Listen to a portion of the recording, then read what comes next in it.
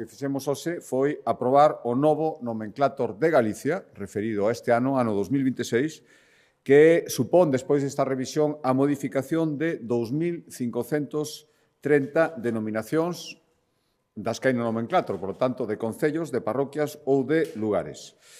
Cambian, despois desta revisión, os nomes oficiais de 2.335 lugares, de 182 parroquias e tamén de 12 concellos, que a partir de ahora se denominarán a Caniza, a Ribeira de Piquín, Alfoz do Castrodouro, Cangas de Morrazo, Cerdedo Cotobade, Mondariz Manleario e Oza Cesuras. Todos estes nomes compostos sen guión.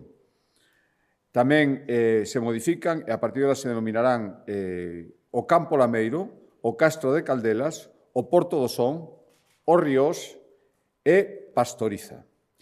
Incorporáronse, ademais, 1.655 nomes de lugares, de xeito que o nomenclator a día de hoxe aumentou, estaba por algo máis de 40.000 e agora son casi 43.000 os rexistros totais que ten.